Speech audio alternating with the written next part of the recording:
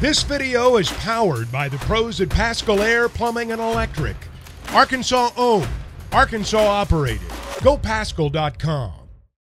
Time to talk with Alyssa Orange from Pig Trail Nation. Get a piece of her time every Tuesday. Happy New Year, Alyssa. How you doing? I'm great, guys. Happy New Year to you guys. Happy New Year. Yes, ma'am.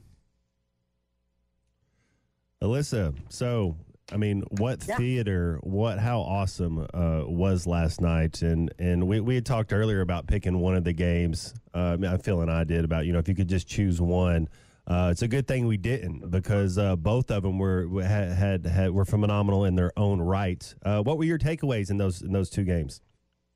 Yeah, really fun football for sure. And I think when it was all said and done, I remember Saul and I looked at it, so I was like, that was really fun. Couple hours of football between Michigan and Alabama and Washington and Texas. And I'm rooting for Washington in this one. Both my sister and brother-in-law are alums of UW and still live in Seattle, so that's where my loyalty is lying. So I was really glad to see the Huskies get the win last night, but got a little nervous. I wasn't going to lie. I thought they were going to throw that stage back to the end zone again to number 5, and the guy that used to play at Georgia, and I was like, oh no, Texas has got this. But Washington was able to prevail, which was a lot of fun, and I'm excited to see Michigan and Washington play. But I don't think you could have asked for two better football games. Really sad kind of the way that Alabama, it felt a little bit of a letdown after such an exciting game that's how that Alabama-Michigan game ended, with Jalen Milroe in the bad snap and kind of just like falling in to the line of scrimmage. I wish it was a little bit more exciting than that, but that's what we got, and still two really good football games. Yeah, I could not believe that. I counted over 5 times that they had a snap like that, and that's just such an elementary error to be this late in the season. And not to put a damper on this, Alyssa, but I do want to get your thoughts on Michigan making it to the championship and just kind of what they've went through with kind of the stain on college football, that it seems like everybody's just swept it under the rug, and everybody's already moved on from it. Yeah, I think you kind of have to look at it both ways, or two different ways in a sense.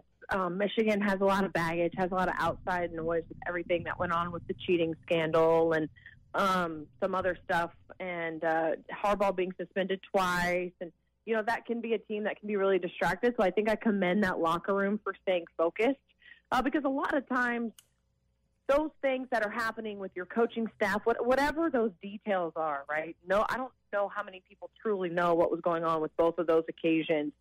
The players don't always have anything to do with it, or a lot to do with it at all. So for them to stay focused and continue to execute at a high level, you do have to kind of tip your cap to them for shutting out that noise. Now, do you feel like this is going to be tainted if there's a lot of people on social media who are like, I cannot believe the NCAA isn't doing anything. Like, you have reprimanded this team twice this year, yet it's no big deal, and now they could win a national championship. And I think some people are just disappointed in that way. But, again, at the same time, they still showed up, got their business done, and now can play for a title. So it's such a, catch-22 the way that you look at it. But, let's see what happens next week. If they win the national title, I think it'll be a big topic of conversation during the offseason. Should things have been done to this team, yada, yada. If Washington wins it, I think, like you said, everyone kind of forgets about it. And but before we get into, we got a little more football talk. I want to switch over, Alyssa, and ask you about this basketball team that's starting. It seems like they're coming in. Maybe we found our point guard. And I know it's a team effort. You're going to need a collection of guys and the SEC's tough. The SEC right now, I think I got us going 7-2 at home and 2-7 on the road. That gets us to about 9-9. That's kind of where I see this team at. What are your thoughts going in, as if you've seen all these tune-ups and they're ready? We seem like we got our guys, and maybe the point guard. We found out who it's going to be. What are your thoughts going into this Saturday? Well, I feel a lot better than I did a week ago or 2 weeks ago, for sure, when this team just couldn't figure stuff out. And having Keyon Menifield, we've seen since he's been able to play how valuable of a guy he was. That's why they got him out of Washington. in the transfer portal. It's why he was an all Pac-12 freshman, all freshman team last year. So I think that that's good, and it makes you feel a little bit better that maybe they have that glue guy. And, you know, we've talked about that's what Devo Davis is, but, you know, at this point, maybe they needed something fresher, and that's what Keyon Menifield is, and so maybe that changes things. However, defensively, they continue to need to get better, and that's where I'm worried that on the defensive end, that they are just going to not be able to slow down some of these top SEC teams like your Tennessee, Auburns, Kentuckys, Alabamas, Texas A&Ms right now. Like, where is your defense going to allow you to land in the SEC? And I think that's where it all hinges on is can they – it's not obviously they can score, but can they keep the other team from scoring a lot? And so I think it's going to be really interesting what these first couple of games show, specifically having to start with Auburn at home. But I feel much better about this team now than I did, like I said, a week ago. Well, Emory Ellis should be returning to practice, I think, this week. The women's team opens up conference play at Kentucky. That's a team that's really struggling. They get Kentucky twice in the next 3 weeks. But getting Emory back, is that enough? You know, Jenna's kind of growing into her role. I'm not sure if Christina Sanchez or Kaya is ready to get a lot of minutes yet. Is Emory enough for this depth, or do you think there might be need a little somebody else to step up to?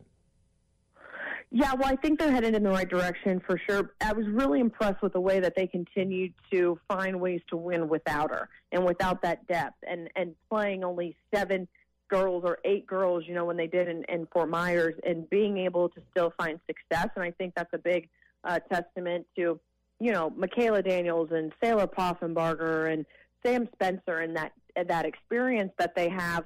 But they're going to need that depth. And so they're going to need Emory Ellis to come in there and Jenna Lawrence to continue to play well. She's been averaging about 10 minutes, I think, these last couple of games when she has played. And Neighbors has said her offense is there. It's all about the defense. And that's where you gain and lose confidence a lot, is on that defensive side of the ball.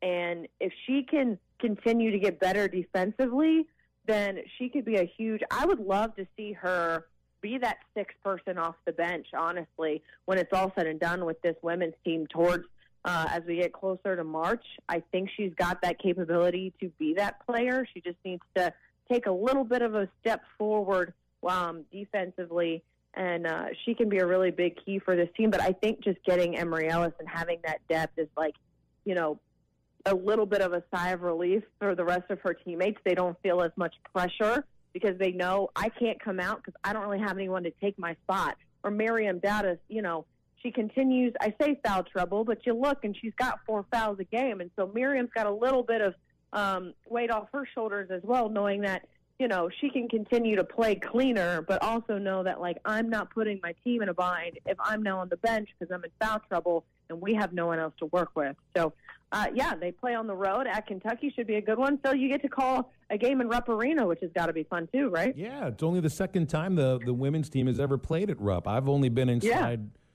just to look at a concert crowd. That was it. So I'm pretty excited to see this building. Yeah, that's pretty cool. So we'll see. All that to say, Emory Ellis back is not at all a bad thing for this women's team.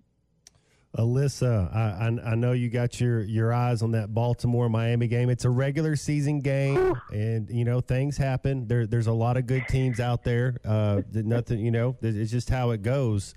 What are you thinking? How you feeling? You get Buffalo coming into town for a chance. Now, if y'all win this game, you get a home field game, right? Yes. Yep. And because you win the AFC East.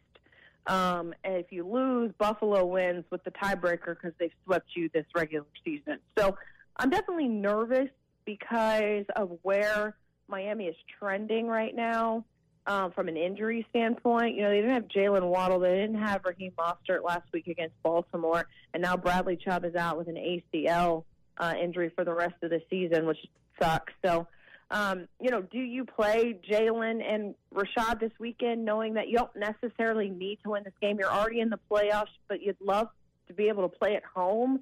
Do you save them and keep them healthy for a playoff win, which they haven't had in years? I don't know how you approach this one, but I am a little nervous because I feel like Miami had so much momentum, and this injury bug is really hitting them at the wrong time right now. I don't even think Tyreek Hill's maybe necessarily 100%. So I still got my hopes up. I want to thank everyone on Twitter who reached out this weekend because it was a rough football weekend for me. But at the same time, I had to put it into perspective. It wasn't that long ago where all of my teams, the team that I cover in Arkansas and the teams that I follow in Florida State and Miami, they were all terrible. So right now I can see some silver lining and perspective on it. Okay. I was okay. Alyssa, don't worry. Spring training is right around the corner. The Dodgers are about to go 162-0. No, don't worry. They'll go 162-0, and then they'll lose in the playoffs because of how weird the playoffs are now. To the Padres of all teams. Right, exactly. That's what they do. Well, a happy New Year, Alyssa. Always enjoy you visiting with us. Thank you so much for this, and we'll do it again next week.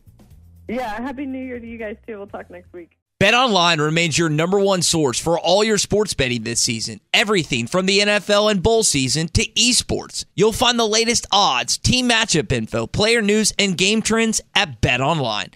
BetOnline features live betting, free contests, and live scores for almost any sport or game imaginable. We're the fastest and easiest way to bet on all your favorite leagues and events. Head to betonline.ag to join and receive a 50% welcome bonus on your first deposit. Make sure to use the promo code BELIEVE to receive your rewards. That's BLEAV. BetOnline, where the game starts.